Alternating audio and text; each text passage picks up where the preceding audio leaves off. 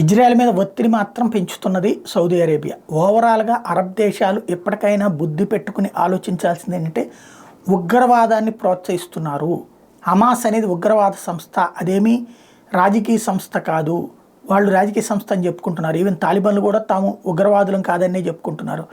ప్రపంచవ్యాప్తంగా ఉగ్రవాదులు అనేవాళ్ళు దేశాలను కబ్జా చేయాలనుకుంటున్నారు. అది ముందు ఇతర మతాలకు సంబంధించిన దేశాలు, తర్వాత కాలంలో స్వమతపు దేశాలను కూడా కబ్జా చేస్తున్నారు, హింసాకాండకి పాల్పడుతున్నారు. మత చట్టాలు అన్నటువంటి పేరుతో అక్కడ ఉన్నటువంటి ప్రజల ప్రాణాలు తీస్తున్నారు. పాకిస్తాన్లో జరుగుతున్నది అదే, బంగ్లాదేశ్లో జరుగుతున్నది అదే, సిరియాలో జరుగుతున్నది అదే, యెమెన్లో జరుగుతున్నది అదే, లెబనాన్లో జరుగుతున్నది అదే. ఇవన్నీ తెలిసినా కూడా అరబ్ దేశాలు మన మతరాజ్యం అవుతుందన్నటువంటి ఉద్దేశంతో చేస్తున్నటువంటి ప్రోత్సాహం అనేటువంటిది హమాస్ తీవ్రవాదులు లాంటి వాళ్ళకి అద్భుతమైన అవకాశం అవుతుంది. ఆత్మవిమర్శ చేసుకోకపోతే అరబ్ దేశాలు కానీ ప్రపంచం కానీ పెను ప్రమాదం దాపురిస్తుంది.